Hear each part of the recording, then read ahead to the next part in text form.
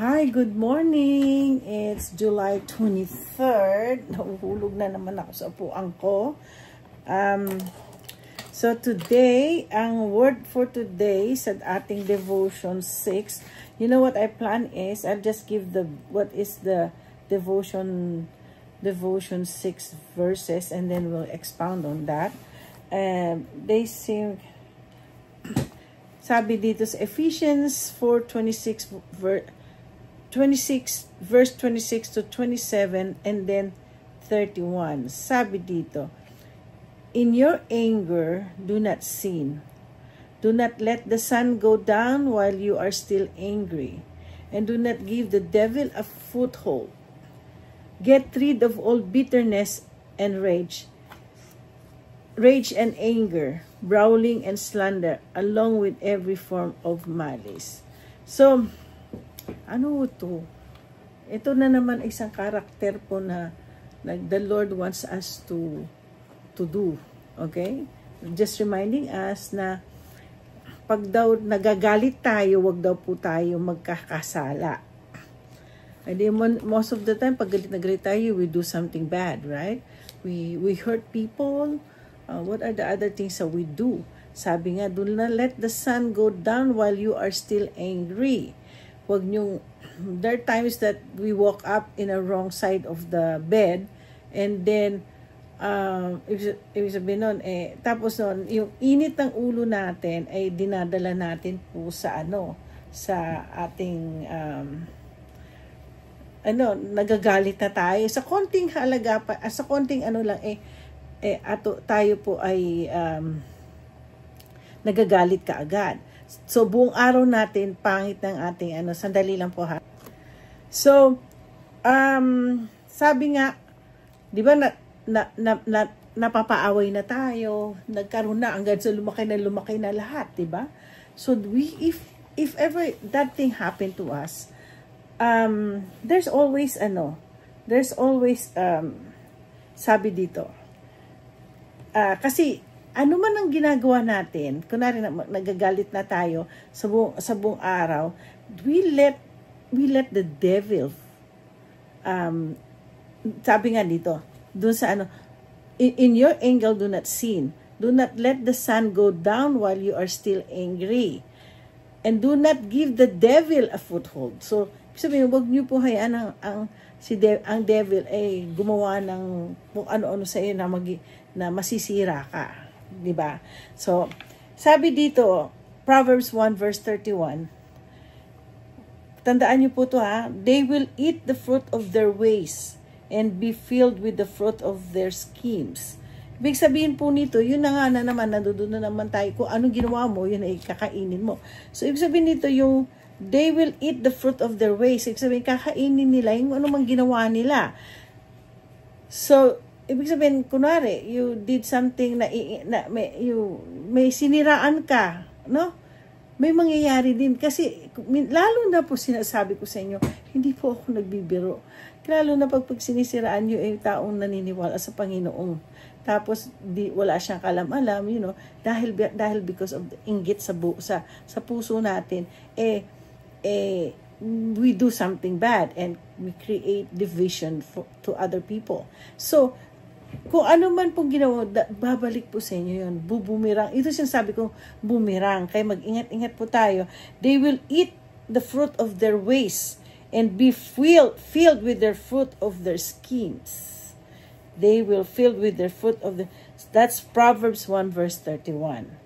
So, the best thing that we have to do, the best thing we can do is trust God.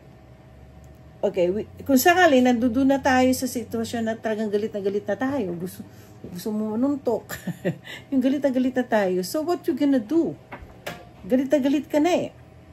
So, the best thing we can do is trust God with our consequences, while making sure we don't get lured into sinful choices resulting from our own bitterness and unforgiveness. Yun na nga. Ibig sabihin po noon, we have to trust God. Ako po, marami po talagang Kaya nga minsan nagtataka sila sa akin, but marami na, may nagbabash na po sa akin, marami na po saying bad things against me. And then people will ask me why hindi daw ako naapektuhan. So sabi ko, hindi po ako naapektuhan kasi alam ko, I know who I am. First thing, you have to know who I am. Number two, of course, I know who I am because I know God knows me more better. Okay? Tapos pag number two, ang ginagawa ko, dinadaan ko sa dasal. Sinasabi, Lord, ito na naman, meron na naman po nagbash sa akin, pero hindi po ako apektado dito, Lord. My life will go on and I will be fruitful in your kingdom. Tandaan nyo, you got to be fruitful in the kingdom of God. That's what ano bang saysay ng buhay natin? Ang saysay ng buhay natin is to glorify God. Right? Number one is to glorify God. So, sa tingin mo ba, pag nagagalit ka, you are glorifying God. You are not. Diba? So minsan nga pinagtatawanan na. Kaya may mga kaibigan ako, na pag sinasabi na, sa pagtawanan nyo na lang yan. Just laugh at it and, let God. Kasi instead na magkaroon ka ng bitterness, pag lalo na, yung grapevine, yung daldal at naririnig sa'yo, sabi ni ganito ka. Sabi ni ganyan ka. Kasi minsan po ako, may ugali po kasi ako. Pag may narinig ako, I go to that person. Yeah. Ako ngayon, meron din ako medyo nagtitiis din naman. I just kept quiet. Pag marami na nakakarinig, sinasabi na sa akin, ako naman, pinagpipray ko na lang yung tao. Kasi I try to understand. I want to understand people where they go to. Bakit sila ganon? Ba't sila ganon ginagawa nila? Dapat ganon sinasabi nila. So, ganon po ang nangyayari na, kasi as much as possible. Kaya sabi po ni Myla sa mga ibang client, pag nagagalit ako, sandali lang yan, mamaya, okay na yan. Pag medyo nahimasmasan na ako. Well, sa totoo lang, nagagalit din naman po ako. May nagtanong kung nagagalit ako. Nagagalit din po ako. Kaya lang sa akin, ang point ko sa akin is, I start to sit down, kung apektado ako dun sa sinabi ng tao, I sit down and pray. And ask God to open my eyes, open the person's eyes, kung ano man na. Pero lalo na, kapag may nagsabi tungkol sa akin na sinabi ko daw, hindi ko nilalagpasan yan. Kakausapin ko yung tao. Kasi I got to understand. You got to understand people. Kaya nga, tigilan natin magiging childish. Masyado tayong childish. Kasi minsan may mga tao, may ugaling, ito na nga po, in your anger, do not sin. Do not let the sun go down while you are still angry. And do not let the devil to give the devil a foothold. So, if you will allow that one, wala na. Ang dami na. Grape. Hanggang sa may kampi-kampihan ng mga tao. Diba? So, sa akin po, ang point ko dito may mga tao, ako kasi minsan mga kaibigan ko talagang, sila po ang pinupuntirya. So sabi ko, let it go. just don't mind, just keep whatever you are doing.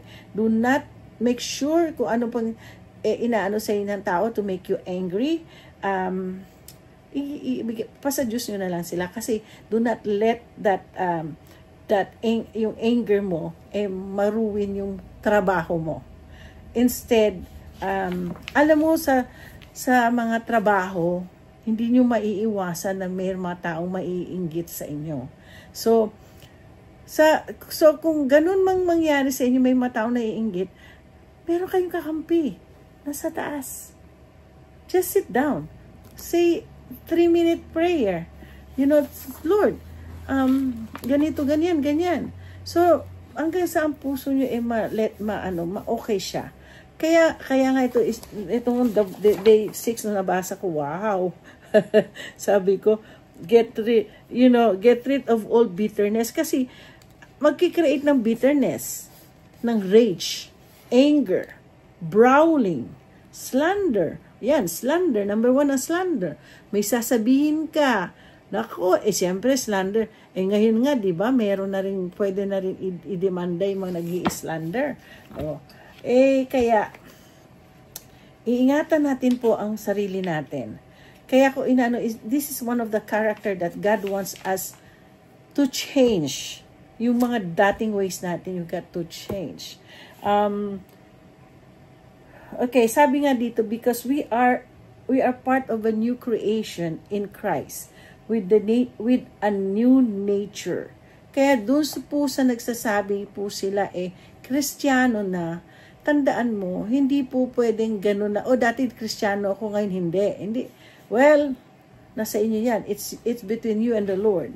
And nangyayari is, if you wanna go walk with God continuously, then walk with God continuously. So, you got to be a new creation. Tanggalin nyo na yung, number one, tandaan nyo, ayaw na ayaw ng Diyos ang mga mayayabang na tao.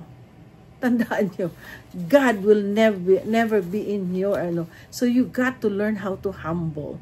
Kaya nga, alam mo po, nagpe-pray po ako sa Pilipinas kagabi, kasi meron na naman dumating na bagyo daw.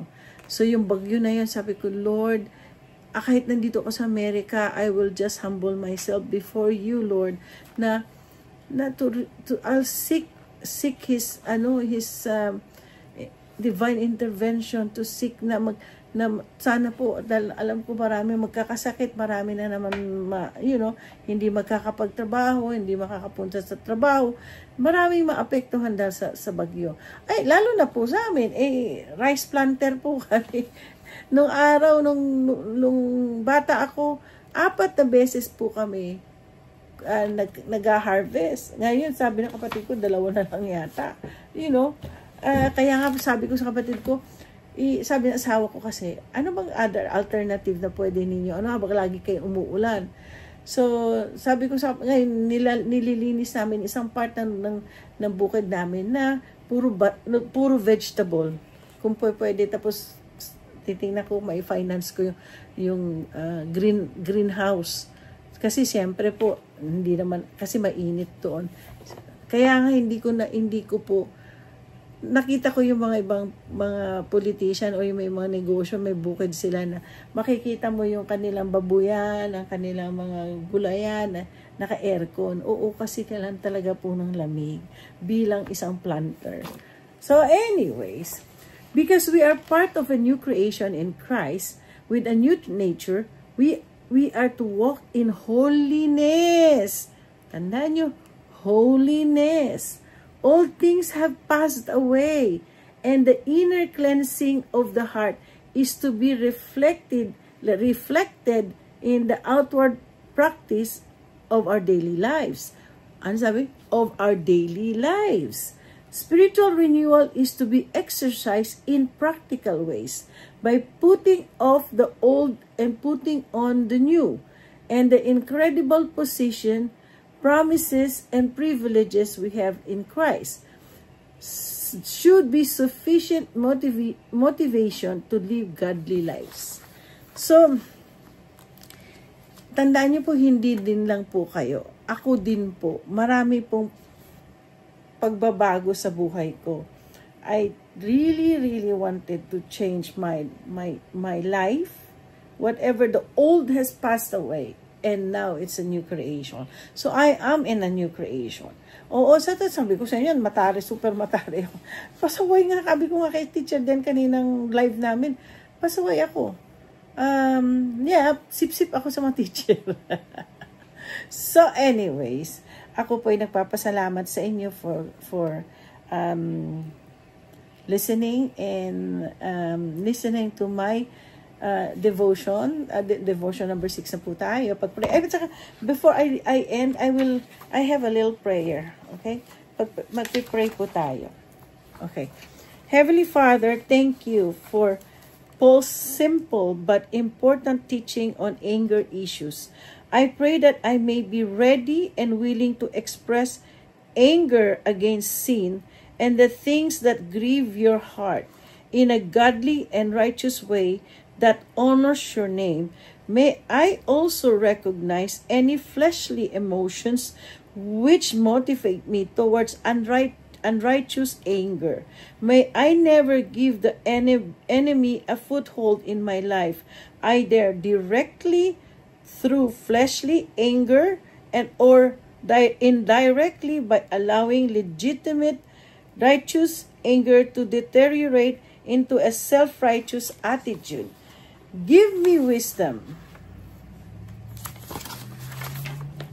Give me wisdom, I pray, and a discerning heart to know what to be angry without sinning, so that the testimony I present may be yours, may be for your honor and glory. This I ask in Jesus' name, Amen. So, yes, yun ang prayer natin na pag when things happens this way, we got to really just pray for God to take that anger out of our heart. Okay, I hope guys, na nabigyan ko po kayo ng a little, enlightenment about anger. So, don't forget to like and subscribe, and always remember that God loves you. Bye-bye, babush.